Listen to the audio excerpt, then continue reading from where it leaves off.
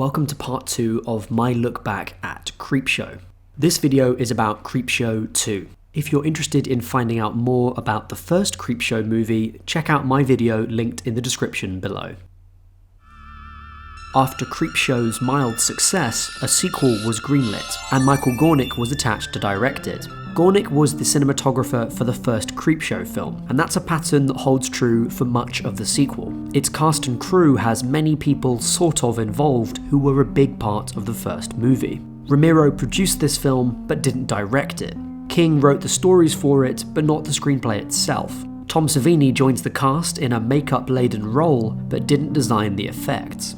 If that gives you a sense that Creepshow 2 might be a pale imitation of the first movie, you aren't far off the mark. However, this film holds a special place in my heart because it was one of the first horror movies I saw.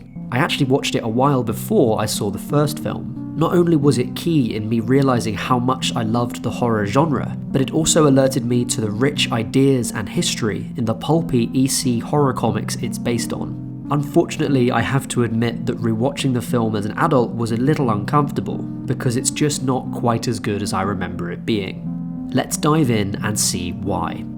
Like the original, Creepshow 2 has a wraparound story featuring a young boy and the creep, who here is rendered as weird prosthetics and cheesy animation instead of a wobbly puppet.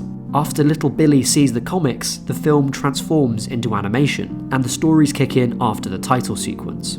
This movie has 3 stories instead of 5: Old Chief Woodenhead, The Raft, and The Hitchhiker.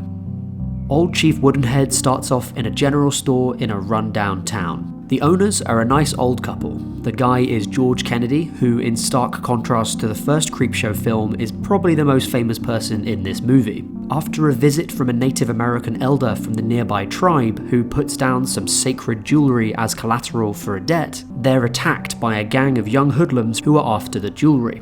The robbery goes pear-shaped and the gang flee, in particular the ringleader Sam, who wants to go to Hollywood where he thinks he'll be a movie star.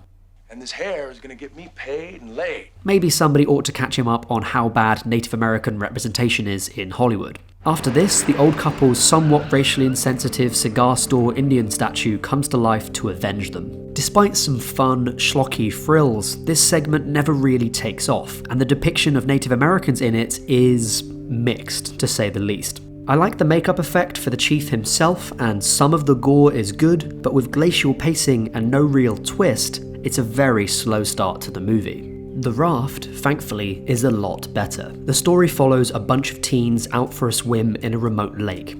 After reaching a raft in the middle of the lake, they notice a weird blob floating around. Not too concerning until it captures and eats one of the party. Oh dear. The story carries on much as expected, before ending in a classic bit of dark humour. The leader of the gang, Randy, manages to swim to shore, and, safe on dry land, turns to gloat. I beat you! Big mistake. With some truly nasty gore effects that still look great, and the central mystery of what exactly the blob is wisely unaddressed, The Raft is a nicely paced little short that easily ranks as the best Creepshow 2 has to offer. Which isn't saying much. It has plot holes, like when Randy and Laverne dodge the blob until it just gives up for some reason. But I'll forgive anything for its classic punchline, which is the kind of grimly hilarious twist that the EC comics that Creepshow is based on were well known for. Last but not least, the hitchhiker follows yuppie Annie driving home to her rich husband after an illicit liaison with a male sex worker. En route back, she hits and kills a hitchhiker and flees the scene. Further down the road, he reappears, bloodied and mangled, and mutters the legendary, Thanks for the ride. She screams and drives off, but as you might imagine, escaping the hitchhiker isn't that easy. A promising beginning to this segment of the film, but unfortunately that's all it has to offer. Annie has repeated run-ins with the hitchhiker, hitting him with the car again and again, and he gets progressively more gross looking. Admittedly, this makeup effect is incredible. It's really, really gross, and it brings to mind the classic Tarman zombie from Return of the Living Dead. Unfortunately, there's no real structure to the hitchhiker apart from that cyclical showing of a cool effect. No development, no twists. Annie just keeps seeing evidence of her misdeeds until, well, what almost always happens to horror film protagonists happens to her too. As an aside, if you've been keeping track of the stories so far, this is the third story out of 8 between the first film and this one that involves someone getting grisly justice for cheating on their spouse or generally being a bad partner.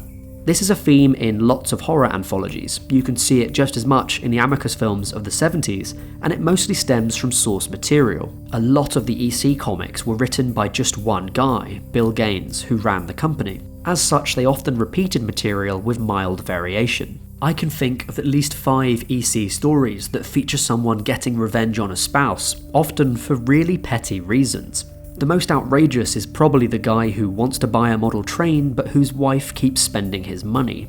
In the end, he kills her, dismembers her, and puts her body parts in the train and drives them around. Yeesh. Back to Creepshow 2. The frame story has little interludes peppered throughout the film, following Billy's run-ins with bullies and him ordering a Venus flytrap from the ads at the back of the Creepshow comic. Suitably for this weak sequel, the payoff to this is more cheesy animation showing the bullies getting gobbled up by giant plants. A real letdown of a finale. Creepshow 2 premiered in 1987 to mixed critical reception and made significantly less money at the box office, drawing just $14 million. With the franchise apparently played out, the idea was retired until 2007, when a new Creepshow was announced. 15-year-old me was really excited, and I remember following the website eagerly for updates. Then they started to release stills, which looked surprisingly low rent, and I realised that none of the original talent was involved. That was when I began to worry. The film never came out in the UK, but I finally got around to watching it this year. And what was it like? Well, that's a topic for another video. Thanks for watching my video about Creepshow 2, and I hope you enjoy discussing it in the comments. If you enjoyed the video, consider liking it and subscribing to the channel. Indietrix is supported by a great community in the comments and a select few Patreon contributors, so if you're interested in supporting the channel, click the Patreon button to find out more.